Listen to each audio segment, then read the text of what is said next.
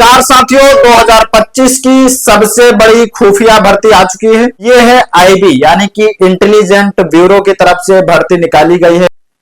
क्या आप तैयार हैं इसके लिए? और इसके जो कंप्लीट नोटिफिकेशन है आज हम उस पर चर्चा करेंगे और पॉइंट टू पॉइंट हम लोग डिस्कस करेंगे, क्योंकि आपको यूट्यूब पे फिर दूसरी वीडियो देखने की जरूरत ना पड़े। तो साथियों, कंप्लीट हमने इंफॉर्मेशन यहाँ पे व्हाइट बोर्ड पे नोट डाउन कर लिया है और आज हम लोग इसके बारे में कंप्लीट इंफॉर्मेशन जानेंगे और कैसे क्या अप्लाई करना है, एग्जाम पैटर्न क्या होने वाला है, सिलेबस क्या होने वाला है, हर चीज छोटी सी छोटी बातें हम लोग डिस्कस करेंगे। तो साथियों, इसका जो नोटिफिकेशन था वो 14 जुलाई 2025 को रिलीज हुआ था। और आवेदन की बात करते हैं तो आवेदन ऑनलाइन मतलब अप्लाई ऑनलाइन 19 जुलाई 2025 से आप लोग स्टार्ट कर सकते हैं। जैसे ही 19 जुलाई 2025 की डेट आए उसी दिन से आप लोग अप्लाई करना स्टार्ट कर दीजिएगा, क्योंकि बाद में साइड का बहुत बड़ा इशू रहता है साथियों। और बाद में कभी कभी ऐसी भी प्रॉब्लम आ जाती है कि हम आप अप्लाई नहीं कर पाते हैं, अप्लाई कर भी देते हैं तो कहीं ना कहीं फीस सबमिट नहीं हो पाती है या फिर फाइनल सबमिट नहीं हो पाता है। तो इन सभी जितनी भी प्रॉब्लम है इनसे दूर रहना चाहते हैं तो आप सभी लोग जल्दी से जल्दी इसमें अप्लाई कर दीजिएगा। साथियों, अंतिम डेट की लास्ट डेट की बात करते हैं तो 10 अगस्त 2025 ये लास्ट डेट होने वाली है। साथियों, नंबर ऑफ वैकेंसी की बात करते हैं। इससे पहले हम लोग बात कर लेते हैं कि ये एग्जाम कब होगा। फॉर्म तो हम लोग अभी जुलाई में भर लेंगे, अगस्त तक भरेंगे, और लेकिन इसका जो एग्जाम होगा वो सितंबर अक्टूबर 2025 में होगा। साथियों, टाइम बहुत ज्यादा नहीं मिलेगा तैयारी करने का, लेकिन जो भी हमारे भाई बहन इसके लिए तैयारी कर रहे हैं वो एक अच्छा मुकाम हासिल करेंगे। साथियों, अब बात कर लेते हैं यहीं पे नंबर ऑफ वैकेंसी की। तो नंबर ऑफ वैकेंसी 3717 मतलब 3717 टोटल वैकेंसी होने वाली है, जिसपे कैटेगरी वाइज यहां पे बताया गया है कि जनरल, ओबीसी, एससी, ठीक है, ये अलग अलग सब बताया गया है, एसटी और जो हमारे ईडब्ल्यूएस हैं, ईडब्ल्यूएस साथी। जनरल के लिए आपकी 1537 पोस्ट हैं, ठीक है। ओबीसी के लिए बात करते हैं तो 946, एससी की बात करते हैं तो एससी में 566, 566, एसटी की बात करते हैं तो 226 और साथियों डब्ल्यूएस की बात करते हैं, ईडब्ल्यूएस की तो 442। ये टोटल आप लोगों की 3717 टोटल पोस्ट होने वाली। तो साथियों, एक एक पोस्ट के बारे में हमने अच्छे से आप लोगों को बता दिया है। अब बात कर लेते हैं एजुकेशन क्वालिफिकेशन की, मतलब योग्यता की बात करते हैं। तो किसी भी मान्यता प्राप्त विश्वविद्यालय से आप लोगों का स्नातक होना चाहिए, मतलब इसमें ग्रेजुएशन मांगी गई है। आप लोगों के पास ग्रेजुएशन है, आप लोग सिंपली आप लोग अप्लाई कर सकते हैं। साथियों, आयु सीमा की बात करते हैं तो मिनिमम एज यहाँ 18 साल बताई गई है और मैक्सिमम एज की बात करते हैं तो यहाँ पे 27 साल मैक्सिमम एज आप लोगों की होगी। मतलब 18 से 27 के बीच में जो भी हमारे भाई बहन है वो इसमें अप्लाई कर सकते हैं। आप साथियों यहीं पे थोड़ा एज रिलैक्सेशन के बारे में हम लोग जान लेते हैं कि आयु में छूट क्या मिलने वाली है। ओबीसी कैटेगरी के जो भी हमारे भाई बहन हैं उनको 3 साल का यहाँ पे एज रिलैक्सेशन मतलब एज में छूट मिलेगी, ठीक है। यानी कि 27 से 3 और ऐड कर देंगे तो यहाँ पे 30 साल तक आप लोग अप्लाई कर सकते हैं, ठीक है। वहीं बात करते हैं एससी और एसटी की। तो एससी और एसटी के बारे में बात करेंगे तो उनको यहाँ पे जो छूट मिलेगी वो 5 साल की छूट मिलेगी। कितनी? 5 साल की छूट मिलेगी। तो 27 में 5 और ऐड कर देंगे तो ये हो जाएंगे 32 साल।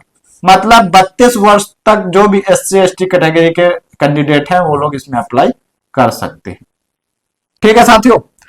अब बात कर लेते हैं जो कर्मचारी होते हैं, मतलब एक्स सर्विसमैन, जो सरकारी कर्मचारी होते हैं लेकिन आईबी डिपार्टमेंट में, ठीक है, उनके लिए यहां अधिकतम आयु जो मांगी गई है, अधिकतम आयु जो है वो साथियों 40 साल है।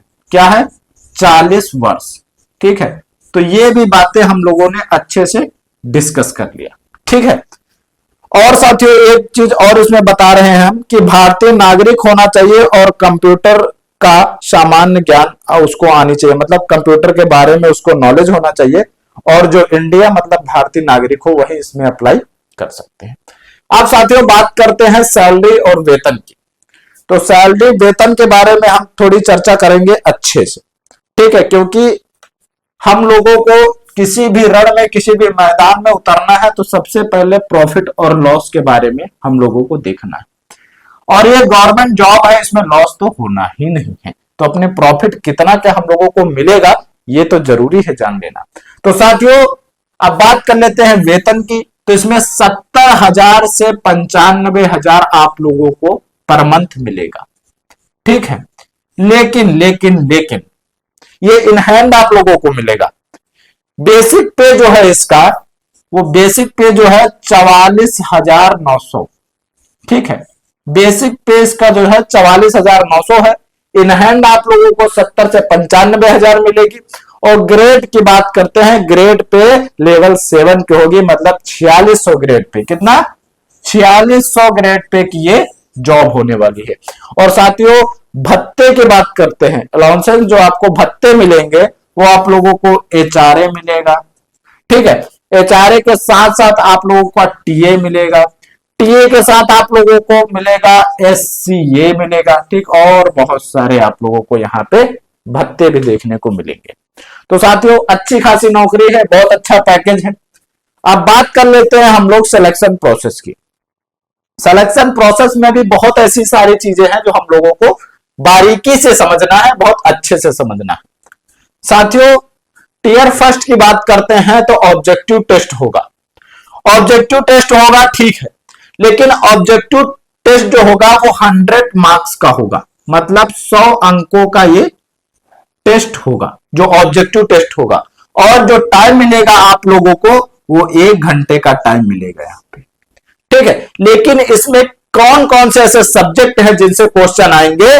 तो जीके मतलब सामान्य ज्ञान, जीके मैथ, जीके से आएंगे, मैथ से आएंगे, रीजनिंग से आएंगे, इंग्लिश से आएंगे। ठीक है, और सामान्य अध्ययन मतलब जर्नल अवेयरनेस से आएंगे। ठीक है, फिर एक बार हम लोग इसको रिपीट करते हैं कि जीके जीएस से क्वेश्चन आएंगे, मैथ से आएंगे, रीजनिंग से आएंगे, इंग्लिश से आएंगे, और आप लोगों का सामान्य अध्ययन से आएंगे। ठीक है, अब बात करते हैं टीयर सेकंड की, जो डिस्क्रिप्टिव होगा। ठीक है, और इसमें आप लोगों के 50 अंक का होगा, मतलब 50 नंबर का होगा। ये कैसे क्या होगा, इसमें कैसे क्या क्वेश्चन आएंगे? तो इसमें निबंध लिखना होगा। जो निबंध आप लोगों का होगा वो 30 नंबर का होगा। डिस्क्रिप्टिव है तो लिखना पड़ेगा। और अंग्रेजी जो है आप लोगों की अंग्रेजी से जो क्वेश्चन आएंगे वो आप लोगों के 20 नंबर के क्वेश्चन आएंगे। टोटल आप लोगों का 50 नंबर का हो जाएगा। ठीक है, अब आप लोगों का आता है टीयर थर्ड, जो साक्षात्कार होता है। इसमें क्या क्या देखा जाता है? ये एनडीए का एसएसबी समझ लीजिए आप लोग। इसमें आप लोगों का पर्सनल जो आप पर्सनल चीजें देखी जाती हैं, जैसे कि पर्सनालिटी डेवलपमेंट, पर्सनालिटी कैसी क्या है। ठीक है, सोचने की क्षमता आप लोगों की कितनी है, देशभक्ति और व्यवहार का ध्यान देते हैं, देशभक्ति है बंदे के अंदर की नहीं है, व्यवहार कैसा है, बातचीत करने का तरीका कैसा है, बैठने का तरीका कैसा है, चलने का तरीका कैसा है, चीजों को हैंडल करने का तरीका कैसा है, सारी चीजें इसमें देखी जाती हैं। तो वहां आप जाइएगा, बहुत अच्छे से बिल्कुल ध्यान दीजिएगा, और बिल्कुल बनावटी नहीं बनना है, नॉर्मल जैसे रहते हैं वैसे ही रहना है, क्योंकि आप लोग बनावटी बनेंगे तो वो समझ जाएंगे कि बंदा बस भौकाल झाड़ रहा है कुछ नहीं। ठीक है, अब आगे बात करते हैं, और आगे बात करते हैं एप्लीकेशन फीस की। तो जर्नल, ओबीसी, ईडब्ल्यूएस जो मेल कैटेगरी के हैं उनके लिए 650 रुपए फीस है। वहीं एससी एसटी फीमेल और एक्स सर्विसमैन जो कर्मचारी हैं उनके लिए 550 रुपए यहां फीस मेंशन की गई है। साथियों तो आशा करते हैं यहां तक बिल्कुल क्लियर समझ में आया है। अब बात कर लेते हैं इंपॉर्टेंट डॉक्यूमेंट की। तो इंपॉर्टेंट डॉक्यूमेंट में 10th 12th की मार्कशीट होनी चाहिए। भाई साहब 10th और 12th की मार्कशीट आप लोगों को अपलोड करना है। 12th की मार्कशीट से तो आप लोगों का एजुकेशन देखेंगे कैसा क्या है, लेकिन 10th की मार्कशीट से आप लोगों का डीओबी भी चेक करेंगे। तो जो भी चीजें यहां हम मेंशन करेंगे, जो भी चीजें इसमें हम अपलोड करेंगे, वो स्कैन करेंगे, अच्छे से स्कैन करके अपलोड करना। ओके साथियों, ग्रेजुएशन की जो डिग्री है वो भी इसमें मेंशन करना है, क्योंकि इसका एजुकेशन क्वालिफिकेशन ही ग्रेजुएशन है। ठीक है, फोटो पासपोर्ट साइज फोटोग्राफ होनी चाहिए अच्छी सी, ठीक है, और उसका जो बैकग्राउंड है वो व्हाइट रखिएगा। ओके साथियों, सिग्नेचर जो प्रॉपर तरीके से हर जगह कर रहे हैं वही सिग्नेचर करना है। सिग्नेचर बिल्कुल भी मिसमैच नहीं करना है, क्योंकि ये एक बहुत बढ़िया और बहुत ही प्राउड वाली जॉब है।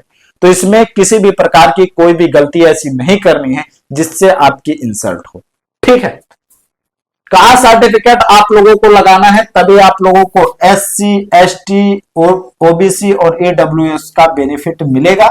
पहचान पत्र में आप लोग आधार कार्ड, पैन कार्ड, DL वो ये सब मेंशन कर सकते हैं। साथियों, मोबाइल नंबर वही आप लोग यूज करेंगे जो अच्छे से चल रहा है, प्रॉपर तरीके से आउटगोइंग इनकमिंग है इसमें। और ईमेल आईडी की बात करते हैं तो ईमेल आईडी वही इसमें मेंशन करिएगा जो इसमें स्टोरेज वगैरह है, जो अच्छे से आप लोगों को बता दे। जॉब प्रोफाइल की बात करते हैं, थोड़ी इसके बारे में हम लोग बात कर लेते हैं कैसे क्या होगा। तो खुफिया जानकारी जुटाना होता है इसमें। ठीक है, फील्ड वर्क है, डेस्क वर्क है, फील्ड वर्क है, बहुत अच्छा है। ठीक है, बहुत अच्छे रुतबे में चलेंगे आप लोग, बहुत अच्छा लगेगा। सुरक्षा एजेंसी को रिपोर्ट देना होता है। ठीक है, नक्सलवाद, आतंकवाद, साइबर क्राइम जैसे क्षेत्रों में निगरानी रखनी होती है। जो आप लोगों का पोस्टिंग जो होगी पूरे भारत में कहीं भी हो सकती है। ट्रांसफर 2-3 साल में संभव हो सकता है, और ऐसा नहीं है कि तुरंत गए हमको तुरंत ट्रांसफर चाहिए। ठीक है, तो साथियों ये एक बहुत अच्छी और बहुत ही उम्दा नौकरी है। तो आप लोगों को मैंने पॉइंट टू पॉइंट डिस्कस कर दिया है कैसे क्या करना है सब चीजें। और अभी तक चैनल को सब्सक्राइब नहीं किया है तो ये आपका चैनल है बेहतरीन अपडेट, इसको सब्सक्राइब करके रख लीजिए, क्योंकि हर प्रकार जो भी गवर्नमेंट जॉब से रिलेटेड नोटिफिकेशन आता है मैं अच्छे से उसको सॉल्व करता हूं, अच्छे से बताता हूं, आप लोगों को पॉइंट टू पॉइंट डिस्कस करता हूं। तो ऐसी बेहतरीन वीडियो के लिए अपने बेहतरीन अपडेट चैनल को सब्सक्राइब कर लीजिए, बेल आइकन को प्रेस कर लीजिए, जिससे आने वाले हर एक वीडियो का नोटिफिकेशन आपको मिल जाए सबसे पहले। ओके साथियों, मिलते हैं एक नई इंफॉर्मेशन के साथ, एक नई वीडियो के साथ। तब तक के लिए जय हिंद, जय भारत साथियों।